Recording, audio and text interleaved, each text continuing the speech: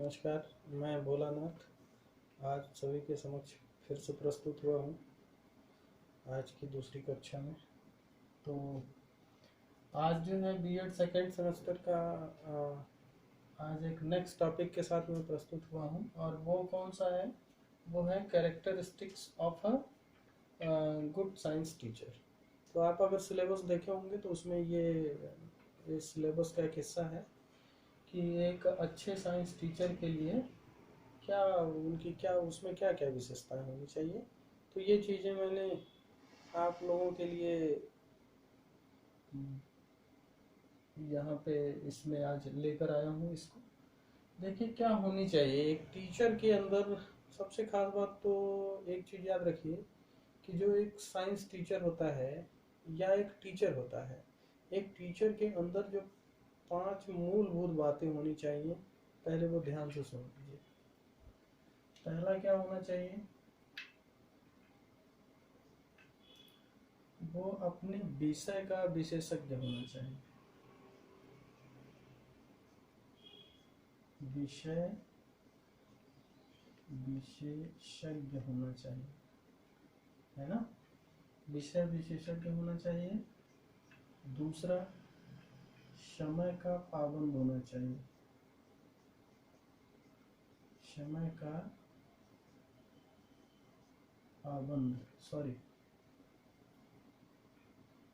समय का पाबंद होना चाहिए। तीसरा, नशा करने वाला नहीं होना चाहिए।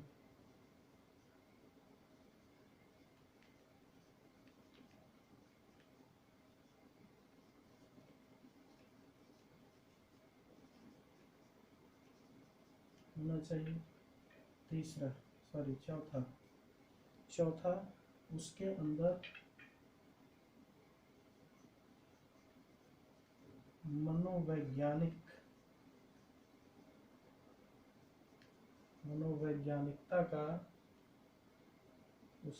मनोवैज्ञानिकता का क्या हो, ज्ञान हो। और एक लक्षण होता है कि वह क्या हो, एक अच्छा पथ प्रदर्शक हो। एक अच्छा क्या हो, पथ प्रदर्शक। तो ये जो मूलभूत लक्षण हैं याद रखिएगा, ये एक साइंस टीचर के characteristics of a good science teacher. तो ये अच्छे साइंस टीचर के ये लक्षण हैं, जिनमें से मूलभूत 5 हमने मुख्य बताए हैं। पहला क्या होना चाहिए, वो विषय का विशेषज्ञ होना चाहिए। साइंस का जो अध्यापक होता है उसके अंदर प्रत्येक जिस विषय का है, अगर वो फिजिक्स है, केमिस्ट्री है, मैथ है, बायोलॉजी है, जिस भी सब्जेक्ट का वो टीचर है, उस सब्जेक्ट में उसकी विशेषज्ञता होना अत्यावश्यक है। क्योंकि बच्चे जब क्रॉस क्वेश्चन करते हैं तो उसका वो सही से जवाब दे सके। अन्यथा की स्थिति में आप देखते होंगे और पढ़ते हैं, बाकी चीज़ें खुद ही आपके समक्ष है। और समय का पाबंद होना चाहिए। दूसरी चीज़ कि समय एक साइंस टीचर के लिए बहुत महत्वपूर्ण ठीक होता है, तो इसलिए समय का पाबंद होना चाहिए। ऐसा नहीं कि 10 मिनट लेट पहुँचे, 5 मिनट पहले छोड़ दे हैं, या पता चला कि 10 मिनट पहले पहुँच जाए, 1 घंटे बाद छोड़े। ऐसा भी नहीं होना चाहिए। तो टाइम टू टाइम होना चाहिए। टाइम का बड़ा महत्व है, इसलिए एक साइंस टीचर के लिए टाइम महत्वपूर्ण स्थान रखता है, इसलिए टाइम का वो पाबंद होना चाहिए। नशा करने वाला तो बिल्कुल नहीं होना चाहिए। एक जो साइंस का टीचर होता है, यदि वो नशा करता है तो उससे I can't expect that he teach you well. ऐसा कभी हो ही नहीं सकता, याद रखिएगा। अब ये एक अपवाद स्वरूप अपना वो एक अलग चीज़ है। तो नशा करने वाला नहीं होना चाहिए, यह एक साइंस टीचर के व्यक्तित्व का नेगेटिव पॉइंट है, याद रखिएगा। और मनोवैज्ञानिकता का ज्ञान होना चाहिए, और जो भी साइंस टीचर होता है उससे मनोवैज्ञानिक जरूर होना चाहिए। इसलिए क्योंकि अगर मनोवैज्ञानिक नहीं होगा तो वो अपने बच्चों को उनके स्तर के हिसाब से ट्रीट नहीं कर पाएगा। इसीलिए मनोवैज्ञानिकता का लक्षण जरूर होना चाहिए साइंस टीचर के लिए विशेषकर। क्यों? क्योंकि पता चला वो जिस लेवल के बच्चों से पढ़ा रहा है, लेवल के बच्चों को पढ़ा रहा है, पता चला उससे ऊपर की चीज़ें बता रहा है, या जिस लेवल के बच्चों को पढ़ा रहा है उससे नीचे की लेवल की चीज़ें बता रहा है, तो वो चीज़ें बच्चों को पल्ले नहीं पड़ती, फिर उसमें कठिनाई आती है। और अच्छा पथ प्रदर्शक हो और एक टार्च बियरर की तरह, एक अच्छे मित्र की तरह पथ प्रदर्शन में सहायक हो, इसलिए कहा जाता है। क्योंकि साइंस टीचर एक ऐसा पद है जहाँ पर डिसाइड होने से भारत की इकोनॉमी, भारत का इंफ्रास्ट्रक्चर, भारत का हेल्थ सब कुछ निर्भर करता है। क्यों? क्योंकि एक अच्छा पथ प्रदर्शक किसी भी साइंस के बच्चे का करियर चौपट कर सकता है। वो आगे चल के कुशल डॉक्टर बन सकता है, वो आगे चल के कुशल इंजीनियर बन सकता है, वो आगे चल के कुशल साइंटिस्ट बन सकता है। इसलिए एक ऐसा पथ प्रदर्शक होना चाहिए ताकि वो जैसा बच्चा हो उसकी साइकोलॉजी के हिसाब से उसको ट्रीट कर सके और उसको एक पथ प्रदर्शक की भूमिका में उसकी सहायता कर सके, ताकि वो आगे चल करके अपने देश के काम आए। ठीक है, तो ये चीज़ें एक साइंस टीचर के लिए आवश्यक है। ये 5 मूलभूत बातें हैं, याद रखिएगा। इनके अतिरिक्त भी कुछ हैं जिनको मैं यहाँ लिख रहा हूँ, देखते जाइएगा।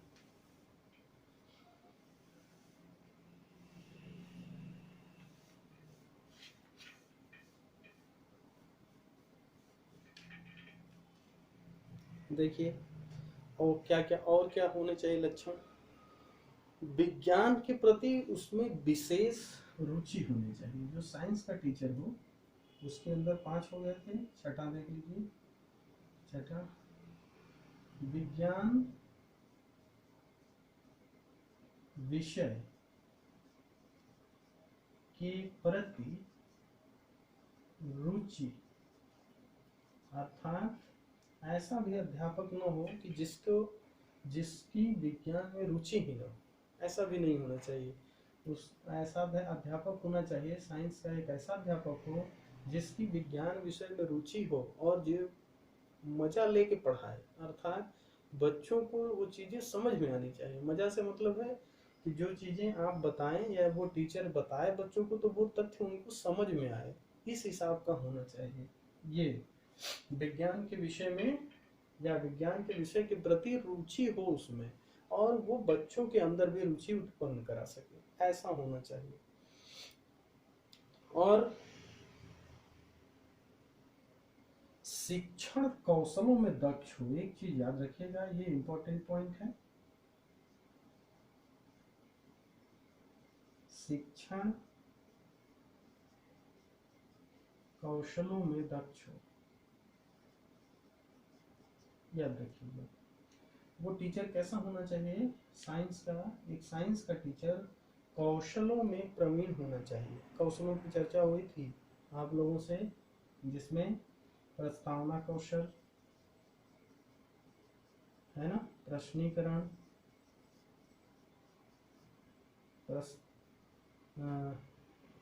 और क्या था, एक्सप्लेनेशन, व्याख्यान, ETC। ये कौशल हैं, कुछ एग्जाम्पल हैं कौशल के, जिनके बारे में हमने आपसे चर्चा पहले करी थी। तो शिक्षण कौशलों में दक्ष होना चाहिए। एक साइंस के अध्यापक को शिक्षण कौशलों में दक्ष होना अत्यावश्यक है। यदि वो शिक्षण कौशलों में दक्ष नहीं है तो आगे चल के उसे बहुत परेशानी का सामना करना पड़ेगा। क्यों? क्योंकि ना तो उसे सही से प्रस्तावना करने आएगा, ना तो उसे सही से प्रश्नीकरण करने आएगा, ना तो सही से व्याख्यान देने आएगा। तो बच्चे क्या करते हैं? वोटिंग कर सकते हैं। इसलिए हर समय याद रखिए कि जो शिक्षक हो वो शिक्षण कौशलों का माहिर हो, अर्थात उसके अंदर शिक्षण कौशल कूट कूट के भरे हों या उनका वो अभ्यास किया हो, तो इस हिसाब से होने चाहिए। और शैक्षिक तकनीकी का ज्ञाता हो। देखिए एक चीज और, यहाँ जो आज नई तकनीकें आ रही हैं, शैक्षिक तकनीकी का ज्ञाता हो, अर्थात आज इनोवेशन से मतलब है, शैक्षिक तकनीकी से क्या मतलब है? इनोवेशन से। तो आप इनोवेशन पढ़ते हैं मैडम पढ़ाती हैं। इनोवेशन से मतलब है जो शिक्षा पद्धति में आज नई टेक्नोलॉजियाँ आई रही हैं। पहले की परंपरा अलग थी, पहले सिर्फ और चाक डस्टर और ब्लैक बोर्ड होता था, लेकिन आज इनका रूप कई ने ले लिया है। ब्लैक बोर्ड का स्थान पहले ग्रीन बोर्ड ने लिया, फिर वाइट बोर्ड ने लिया। अब क्या है, आप देख रहे हैं कि अब मार्कर और डस्टर और स्मार्ट क्लासेस, कई टेक्निक हैं शैक्षिक तकनीक की जिन्होंने इनोवेशन के रूप में क्या किया है शिक्षा को या शिक्षण विधि को और अच्छा बनाया है। तो वो शिक्षक ऐसा होना चाहिए साइंस का जो कि शैक्षिक तकनीक का ज्ञाता हो, या जो शैक्षिक तकनीकें आ रही हों उनको एब्जॉर्ब करके बच्चों तक पहुंचाने में सक्षम हो, अर्थात इनोवेशन का माहिर हो या इनोवेशन में रुचि लेता हो। सहायक सामग्री एक और हमने बताया था आप लोगों से, सहायक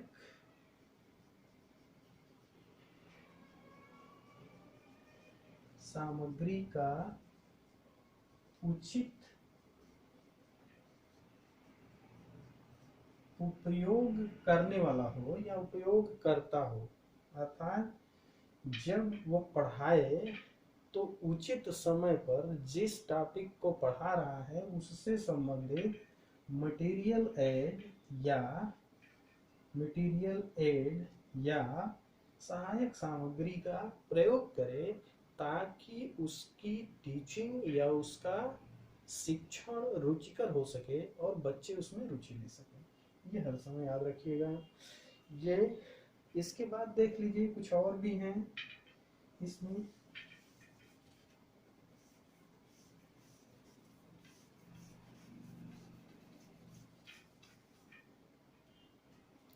इसमें कुछ और हैं, नवाचारों को अपनाने में हमने बताया ही, पाठ्य सहगामी क्रियाओं में रुचि रखता हो। और देखिए एक पॉइंट ये भी है, पाठ्य सहगामी क्रियाओं में रुचि।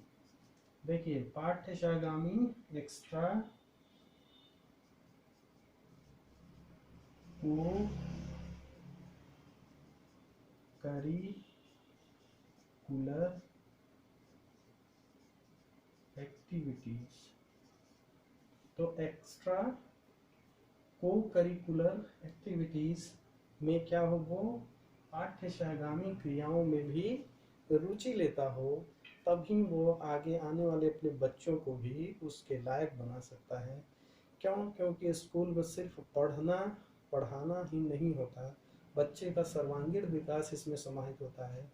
इसलिए बच्चे के सर्वांगीण विकास में एक पॉइंट ये भी आता है, एक्स्ट्रा को करिकुलर एक्टिविटीज, जिसका एक बच्चे के दैनिक जीवन में बहुत महत्व है और इसका भी विद्यालय परिसर में होना अनिवार्य है। और एक विषयाध्यापक के चलते यह एक साइंस टीचर की जिम्मेदारी बनती है कि वह पाठ्य सहगामी क्रियाओं में भी रुचि लेता हो तथा बच्चों को भी उसमें इंटरेस्ट करने वाला हो, ये याद रखना। और एक साइंस टीचर की सबसे बड़ी विशेषता और होती है, वो होता है प्रयोगशाला संगठन में कुशलता। एक होता है प्रयोगशाला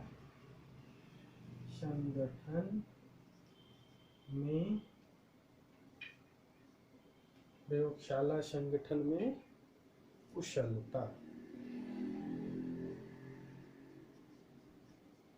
देखिए ये पॉइंट एक साइंस अध्यापक के लिए बहुत महत्वपूर्ण है, जिसे हम कहते हैं लेबोरेटरी।